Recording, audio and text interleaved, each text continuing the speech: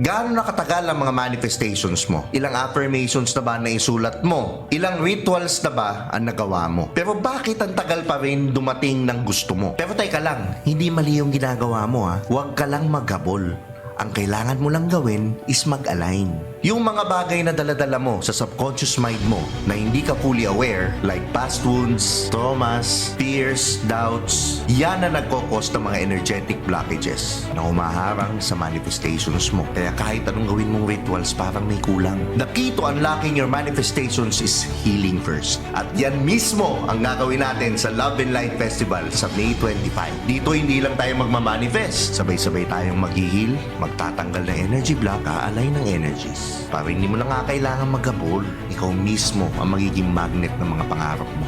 Full pack tong araw na to para sa healing and manifestation, plus may workshops pa. Eto pa ngayon, may up to 60% discount sa early bird tickets. Plus, kung mag-register ka this month, makakakuha ka ng free New Moon Jar Ritual sa May 25.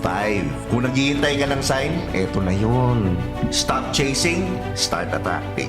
Step into your power. See you sa Love and Light Festival! Tandaan mo, daig ng healed ang unhealed. You're listening to Coexist Podcast, the #1 spiritual podcast in Philippines, with Madam LQ, Nomer Mindmaster, and Tio Bry. Welcome mga ka-coexistence at syempre ito na naman isang episode natin ng Coexist Podcast ngayong araw at napaka ganda ng episode na to. I suggest makinig kayo. Pero bago ko introduce nga pala yung guest natin, sa mga nanonood dyan, karamihan hindi pa nakasubscribe, mag-subscribe kayo dito sa channel namin Coexist kasi makakatulong po ito sa channel namin para mas ma-expand natin yung message ng spirituality at makapagdala pa kami ng mas madaming guest para sa inyo. And without further ado, syempre, papakilala ko na yung guest natin. Siya isang shamanic breathwork facilitator, spiritual coach, ecstatic dance coach, light worker at healer. Walang iba kundi si Miss Malu Araneta. Yes. Yan. Hello, everyone. Yan. Hello, Oo. spirituality team. Yes, we're Yan. so honored na mabisita ni Miss Palu dito sa ating podcast. I'm Yan, honored tama, to be tama. invited here. Thank you so Yan, much. Thank tama. Okay, so Miss Malu, pwede bang i-explain mo muna sa mga nanonood sa atin kung ano yung, what do you do basically? So, I'm a certified shamanic breathwork facilitator and a shamanic minister. I am also a certified self-love solution program Okay. teacher. Okay. Wow, So sir. parang para sa mga galing sa heartbreak and you feeling mga nade-depress, na-anxia. It's more of like, we help people to learn how to love yourself first. Ako, dapat pala mag-session ako kay Miss Why Malu, not? no? dapat. Para kailangan kasi biktima rin ako ng laging mga nagagamit, nasasaktan, ganyan. Yeah, No. kasi, Grabe yan. our culture, we're so, parang, our ways of loving is, kailangan bigay mo lahat. You have to give it all. But then again, how can you give if your cup is empty? Yun. You Yun. have to fill your cup first until your cup overflows. So, yung overflow, yun yung ipamimigay mo. Diba? Hindi Yan. yung you're gonna give coming from an empty cup. What will you give? Ayan, Diba? ayan. Gusto ko yung bigayan. You're coming Yan. from lack if you're giving with an empty cup. Yes. Ayan. Pag nagbibigay ka from empty cup, parang nagbibigay ka ng trauma, ng mga projections, fears. Yes. Hindi mo nafe-feel ng love yung cup mo kasi you're empty, right? So what are the usual na yung lumalapit sa for help or your usual clients? Ano sila? Ano yung mga pinagdadaanan nila, Miss Malu? Actually, iba-iba. A lot of things. Some there are just curious, want to experience. Some are going through something. Okay. Breakups or grief, or some naman wants to change, wants to evolve. So, different kinds of clients. Pero ano yung meron ba yung parang extreme case na lumapit sa'yo and then what happened? Parang ganon. Ano yung mga realizations nila? Because especially with shamanic breathwork, because they come in without knowing what's going to happen to them. And then, some would really have like a very... Because when you do shamanic breathwork, you're gonna feel a lot of things, a lot of physically, emotionally, spiritually, mentally. So some of the people aren't ready to experience that. Na parang so what happens yung body nila nagkakaroon ng experiences, strong sensations. So some of them would have like yung body nila would shake. Like Kundalini. Yeah. Or they would just cry. For the purging. Yeah. Yes. They're purging and they would just cry. So it really depends on the person's journey. Yeah. And gaano na katagal mo ginagawa yung shamanic breathwork? So I started 2020. I've been in the wellness, I've been dabbling in spirituality and wellness for more than a decade na. But Nice, I was nice. just a student. I wasn't a teacher yet. Okay. I was just trying a lot of things, different modalities. I tried, I started with with yoga, meditation, and then I tried Reiki, and then I tried Millennium Method, different types of modalities. And then I became a certified self-love solution program with Atma Prema. Because, I wanted to have like to understand what do I really want in life. Yeah. So when I said yes, na parang, okay, fine. Universe, just take me to wherever you want to, or show me what I should do next, or what modality I should Pursue. Yeah. And then I had an invitation a friend of mine invited me to attend this shamanic online class, shamanic breathwork class during the pandemic. So it was an international class pa. The teacher was from Dubai. So Anong lahi? He's Egyptian. Oh, okay. Nice. Wow. Yeah. And then, so in the Philippines, nung time na yon, it was 1 a.m. kasi nga he was catering for Dubai clients and for other international clients. And so when I tried to experience it for the first time, imagine I'm just at home doing it online and with my headphones, and I had such a profound experience even with this, it wasn't even a in-person live experience. So when I experienced that for the first time, I was blown away. Like I really went on a journey. Like feeling ko I was catapulted in a Amazon jungle. Breathwork lang yung ginawa, Breathwork no? lang yun. Okay. So when I experienced it, my whole body was shaking and I couldn't understand why. I mean, I tried Kundalini yoga, but this one, it was also powerful, but the shamanic breathwork, it was like so instant. It was so fast.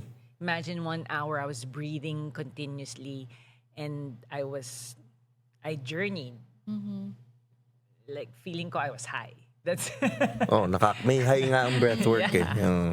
because you're hyper-oxygenating your body and your brain. So you get high from the oxygen. And so I was amazed kasi parang imagine I was just breathing and I was at home listening to the teacher through my laptop and my headphones, and I still had that profound experience. So after that, after the next day, I still couldn't stop thinking about it. Wow. So I reached out to the teacher. I said, I want to learn this. How can I learn? How can you teach me? Please teach me. Nako, teach me. Nako. Oo. Yeah. Yan. So he said he's not yet like he can facilitate, but he doesn't teach teachers to teach it. So he directed me to the school where he studied, and so that's how it started. Okay. So right away when he directed me to that school, I took it. I reached out. I said I want to enroll. I want to be certified. I want to teach this modality here in the Philippines. Nice. So you're also teaching teachers right now? Not yet. I have to become a master to be able to teach who wants to become facilitators. Pero ito, Miss Malu, I think gusto makita ng mga viewers natin na prior to that, ano ka na ba? Nag-spiritual awakening ka na prior to that? Or was it your spiritual awakening that incident? I was already having, I would say, maybe mild spiritual awakening. Okay. Maybe I wasn't also giving it 100% yet. Parang, alam mo yun, I would dabble. Sige nga, try ko nga yan. Ito nga, try ko. Pero I wasn't 100% Okay. sure, or parang I wasn't giving my all yet. Kasi parang feeling ko, I wasn't ready to go that far, to go that deep. But when I experienced the shamanic breathwork, parang it was just so instant, and I had no choice. Okay. I had no choice, meaning because I was already there doing it. And then sige na nga, I mean, there's nothing to lose. I'm at home and might as well go deep, right? So I went deep and Feeling ko maraming na-activate sa'yo during that shamanic marami breathwork. talaga na-activate. So for sure. Pero kasi yung usual na tao, di ba? Breaking of the heart, opening of the mind. So, ano yung nagpa-spiritual awakening sa'yo sa dalawa? I think I was going through an annulment during that time. And I was really super searching for something. Relate. Okay. And so that's why I was trying different modalities. I even joined this parang dream weaving circle during the pandemic. So every week we would meet up, we would meditate, and I met so many healers online. So ang dami kong, actually during that pandemic was a breath of fresh air for me. The other side of it, even though yes, a lot of people were getting sick, suffering. I know many that passed away because of COVID. But the other side of it, there was a parang awakening also. Ang dami. Parang people were more open to meditating. So I was meditating every single day. Listening to a lot of podcasts every day. Yun lang yung ginagawa ko. Like, listening to Joe Dispenza, to Deepak Chopra. 2020 to. 2020. I was listening to Greg Braden. So, galing. alam mo yun, it's like, I was really, parang I was becoming more aware during the pandemic. And then when I experienced shamanic breathwork, I enrolled to the program. I learned more about shamanism. And then I went to Peru 2021. Ayan na. Gusto ng viewers namin yan, yung marinig na yan. I went to Peru and I experienced even more shamanic healing. So, Anong shamanic healing yun? Dami. Ano yun sa money killing na yun? Ano ba yung Lahat money? ng klaseng plant medicine. Yan. Why not? Yan ang gustong marinig. Oo, yan ang mga... Yung You journey know, mo. because there, it's It's part legal, it's yeah. part of their culture. It's Culture, not just yeah. legal. It's part of their culture. Because it has helped them for thousands of years. Hindi lang nila to ginagawa just now because it's cool. No, they've been doing it for thousands of years. It's been passed on from generations to generations to generations. But because of society, culture, and religion, nawala yon. But in the Amazon, in the South American culture, it stayed. A lot of the culture in South America, andun pa rin yung practice nila. Okay. Yeah. Parang dito yung anting-anting tinago lang, no? Parang ano, nilagyan lang na Santo Actually, Niño, pero may ano. Yeah, marami rin tayong yung ways natin, yung hilot, Oo. that's very powerful. Oo, totoo. Yung malalaman nila, isang hawak lang, parang may something ka dito sa likod, hawakin ka lang na sa kamay. Energy diba? So, healing, no? that hilot alone, that's a very powerful modality.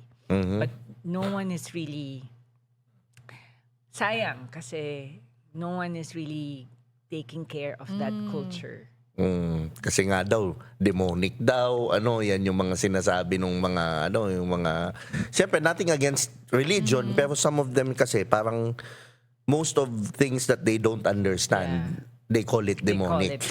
They call it. True. Well, because that's, they wanna throw in fear para matakot yung mga tao, which is sad because it's part of our culture. Hindi lang to, it didn't just happen overnight. It's been there for generations. May mga napanganak sa hilot lang di ba? Yeah. Yeah, exactly. Merong, yun yung mga faith healer na sinasabi. Yeah, Oo. yeah.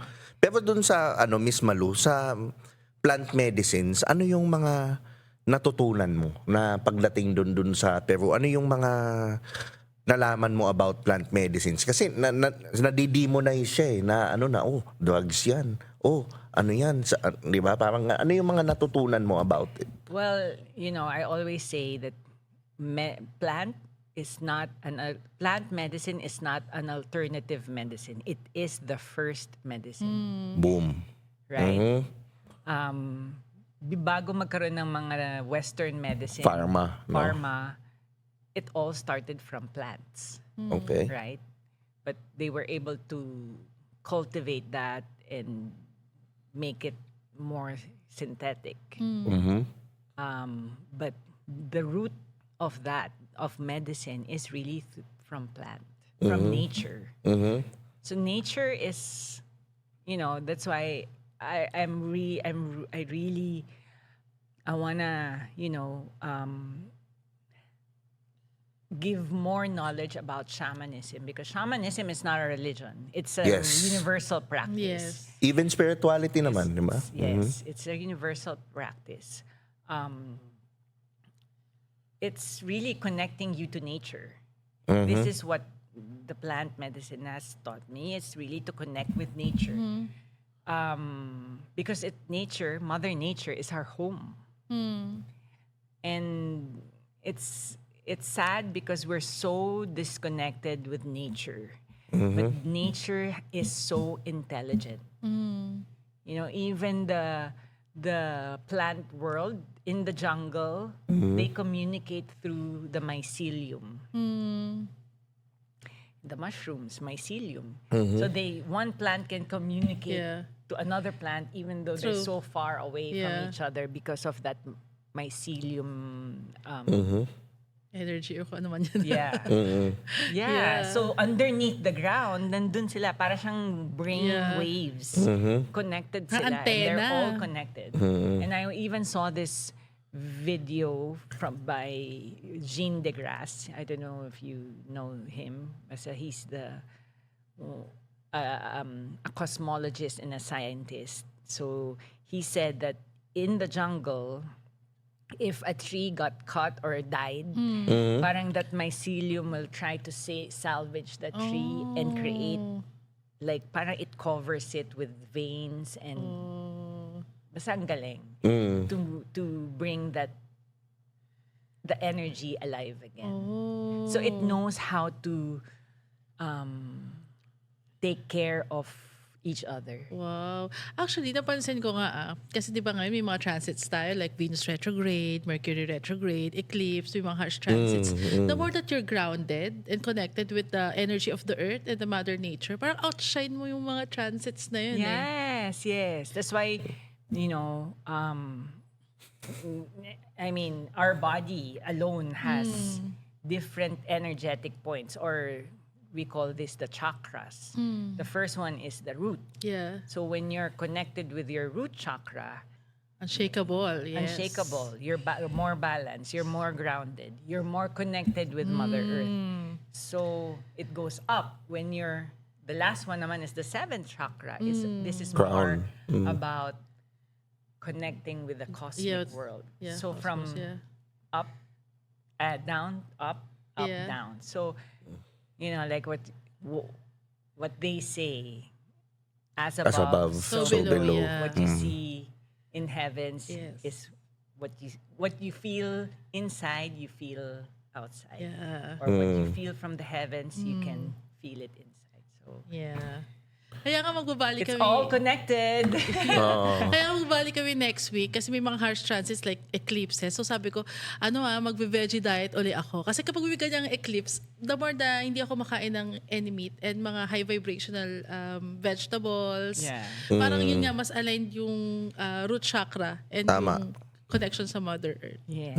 So even our body alone has connection to Mother Nature and has connection to the cosmic world. Yeah. So naniniwala ka na, like for example, madaming yung mga cancer, yung mga nahihil siya ng nature. May mga narinig ka na bang kwento or Yes. experience? Yes. Even in Japan, one of their prescription when there's a sick person is their prescription is to go to nature. Yes. Oo. I Because just, nature is really, through healing. kagagaling ko lang sa Japan and ayun, sobrang nakaka-reset yung Mount Fuji itself.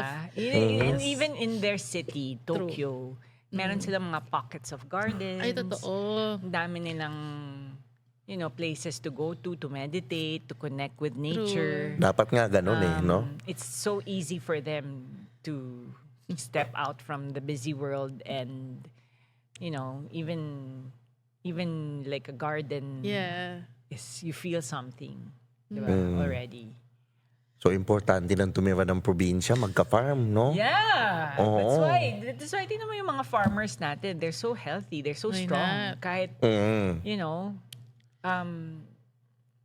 kahit yung way of life nila is like that is because they're so grounded and they're so connected with nature. Kasi naglalakad barefoot, Yeah. diba? Oo. Yeah.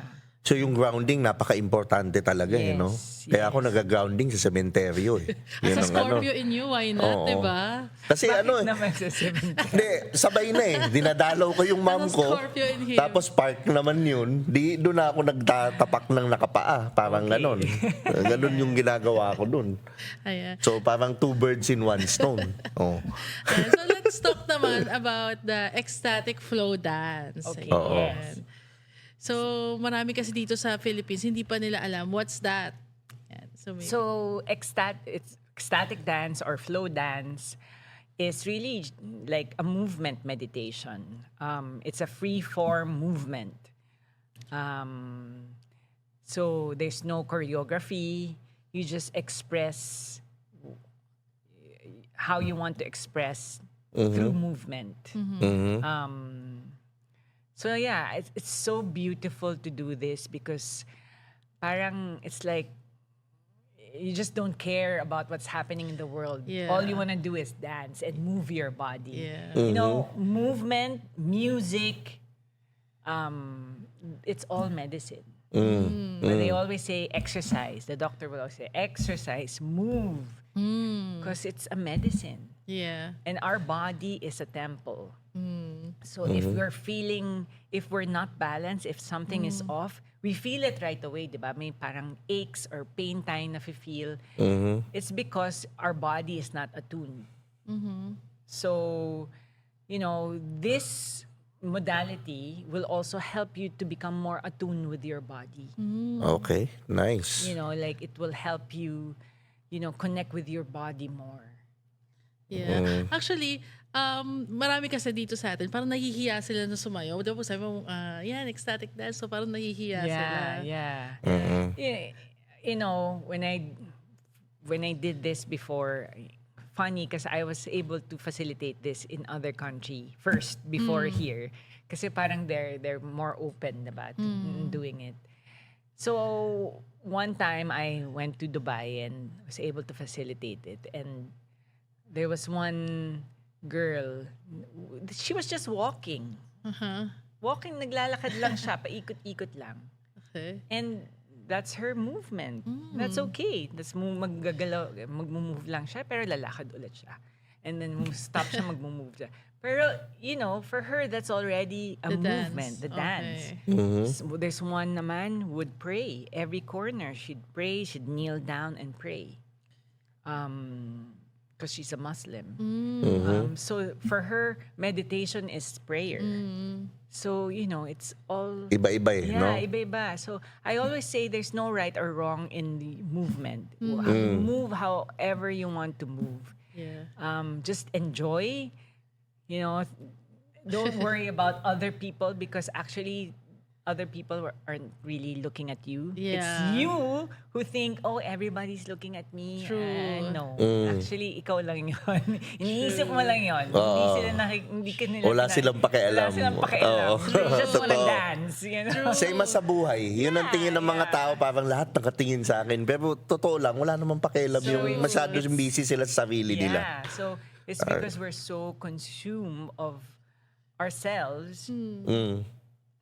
Hindi natin we're always looking at, alam mo yun, hindi natin, parang masyado tayong nakaganon. Consume tayo kung ano yung tingin ng ibang tao sa atin. But actually, no one cares. True. Right? True. No one cares, True. That's why, when I went to Peru, that's also a very big lesson for me that I learned is, no one effing cares. Diba? Just do what you love to do because that's the most important thing. We are here in this world to be able to express our gift. Yes. And, it's just so beautiful to be able to share that. Right? Yeah. And yung mga tao naman, kung may masasabi sila sa'yo, regardless kung anong gawin mo, bumubuti, Lagi. Oo. Kung may Diba? masasabi sila, so gawin mo na lang yung gusto mo at Yes. makakapagpasaya. Na hindi ka nang loloko ng kapwa, Yes. siyempre. Di ba? Yes, Mga exactly. ganyan, hindi ka nananakit. Mga ganon. Just do whatever makes you happy. Yeah. Yeah. I Kasi agree. nga, like what you said, whether or not mabuti yung ginagawa mo or masama, people will still say stuff about you. So, might as well do what you love to do. Yeah. Right? Paano yung Miss Malu, yung, di ba, self-love din, nagtuturo ka ng self-love. Ano yung mga insights na pwede mong ibigay doon sa mga nanonood na sa atin sa self-love? What is it all about? Parang ganon. Ano So, yung... it's really about, loving yourself first. That's why it's self-love. Our is you really have to move, learn, grow, create, and share. So that's the Nice. 5 things of Okay. self-love that you need to do when you're Yeah. in that process. Okay. And syempre, kasama rin natin si Miss Malu sa May 25 sa ating Love and Light Festival kung saan pagsasama-samahin niya yung mga modalities ng breathwork, shamanic breathwork, self-love incorporation with the flow dance. Flow dance, yes. Oh, sorry, I have to, baka magalit yung mentor ko. Kalimutan ko yung 3 pillars of self-love. Okay, alright. Self-acceptance, self-nurturing, and self-sovereignty. Yeah. Yeah. That's the 3 pillars of Ayan, tandaan niyo yan. Of self-love. Okay, woo! Yes.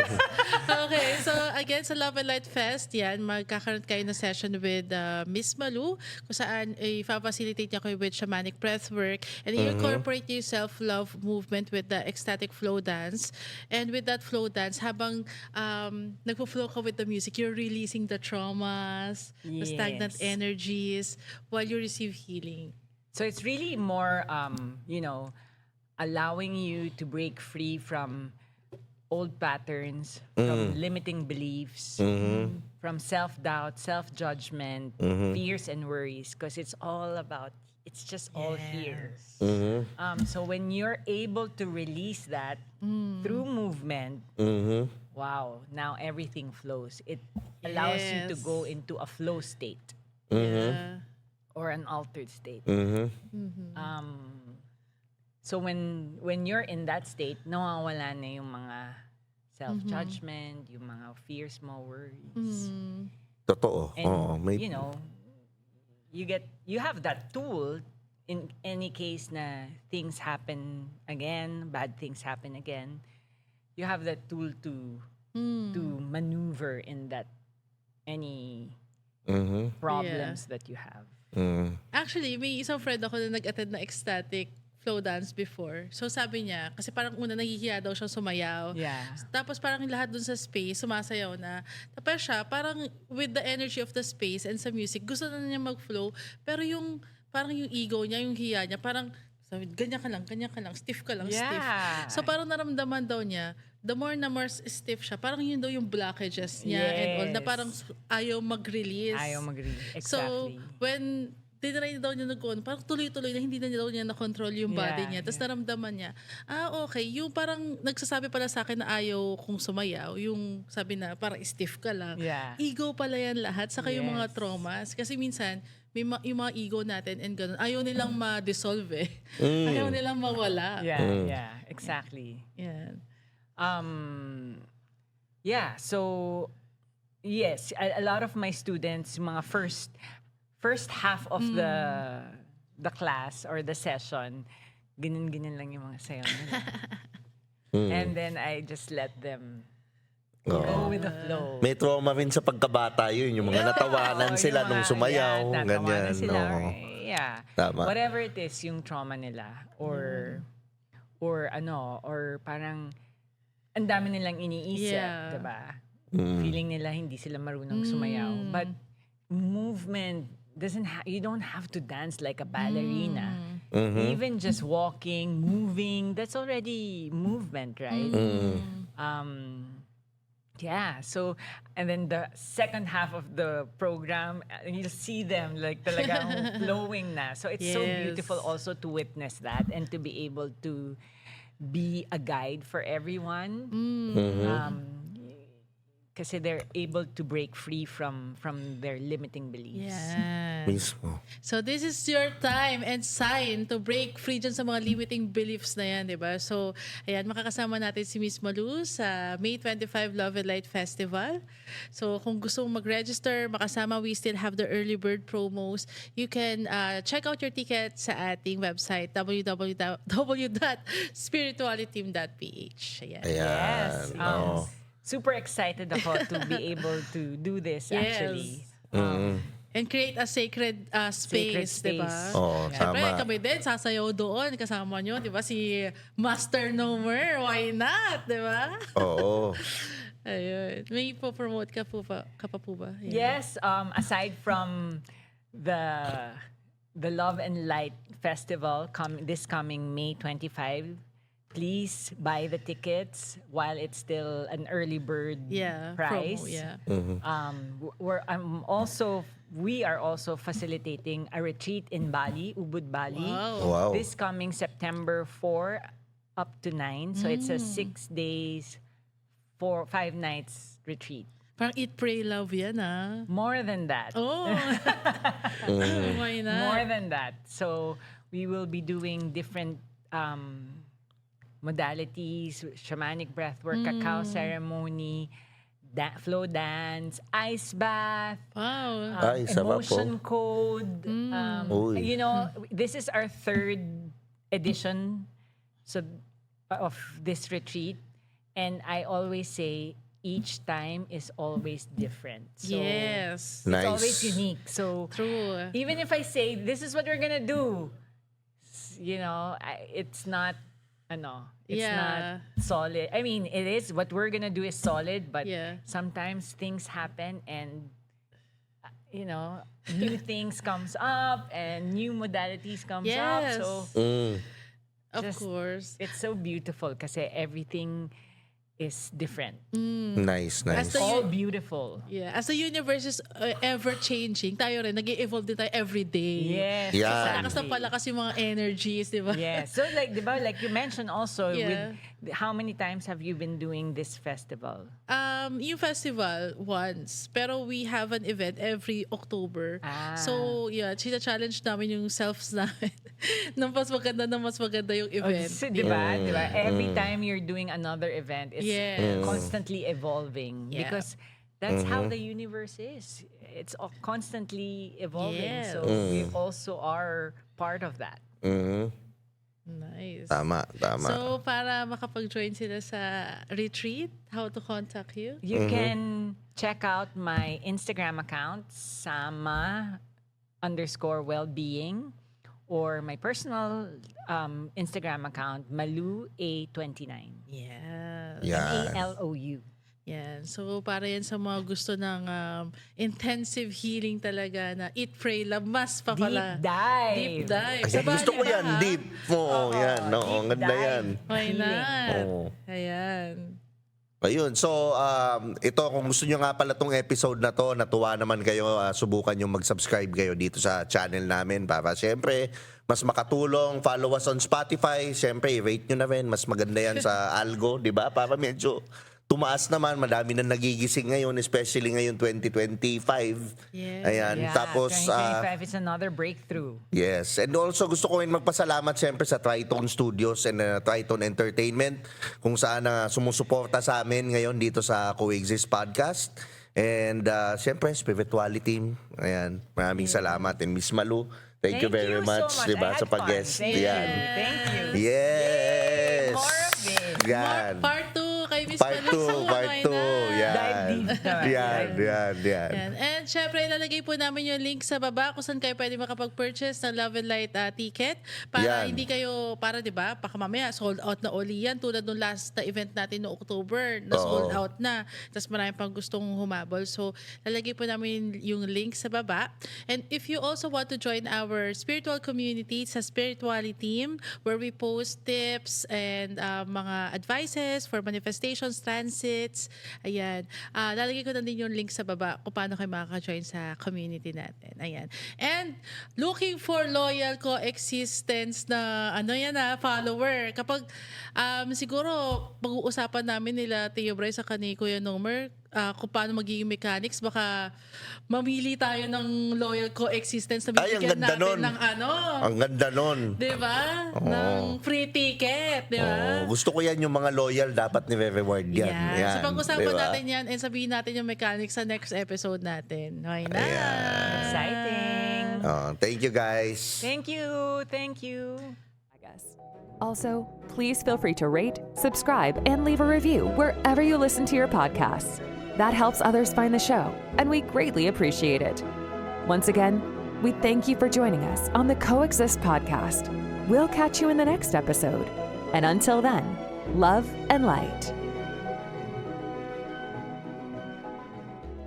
Pwede kang mag-set ng intentions, magsulat ng affirmations, at mag-visualize araw-araw. Pero kung may dala kang unhealed wounds, limiting beliefs, at energetic blockages, lagi kang makakaramdam na parang mabagal, stuck, o laging unreachable, or mahirap magkatotoo ang mga manifestations mo. That's why on May 25, we are holding intensive healing ceremonies at the Love and Light Festival. Kasi ang manifestation, hindi yan basta wish at waiting game. Kailangan match din ang energy mo para dumating yung gusto mo.